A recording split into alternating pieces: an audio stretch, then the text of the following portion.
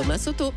Le Made in France, Anissa Mbida, bonjour. Bonjour Thomas, bonjour à tous. Alors on pensait tous que les souvenirs, tous les bibelots, c'était du Made in China pur et dur. Et bien pourtant, on fabrique encore, écoutez bien, des boules à neige en français, celles qu'on secoue là, avec la petite... voilà, et ben c'est Made in France ça. Ça se passe en France, oui, moi j'étais aussi surpris. Pourtant c'est vrai, il existe encore 2 fabricants de boules à neige en France, et pas des moindres, puisqu'à eux deux, ils fabriquent quand même plus de 180 000 boules à neige chaque année.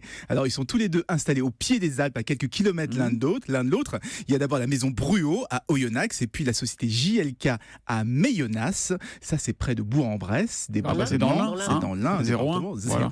Comment font-ils pour résister à la concurrence chinoise avec leurs boules de neige là? Ils font beaucoup de petites séries, beaucoup de sur-mesure. Vous pouvez par exemple envoyer votre photo de mariage, celle des enfants ou de votre chien, et ils en feront une boule à neige. Ils travaillent aussi pas mal pour les boutiques de luxe. Bref, ils sont bien diversifiés. Et puis ils ont un petit secret, la composition de leur neige qui retombe bien plus lentement que celle des Chinois pour faire durer le plaisir. Je ne sais pas si vous savez, mais la première boule à neige a été créée à l'occasion de l'exposition universelle à Paris en 1889. C'était la Tour Eiffel qu'on avait mis à l'intérieur puisqu'elle était inaugurée cette année-là. Et c'est comme ça qu'on a commencé à mettre des monuments dans les boules à neige. Je veux dire, si on leur envoie une petite photo de vous, Anissé, une photo de Julien, on fait une petite boule de neige. C'est mignon ça. En tout cas, bravo à ces deux entreprises, JLK et Bruot, les deux derniers fabricants de boules à neige en France. C'est du Made in 1 ce matin. Merci beaucoup.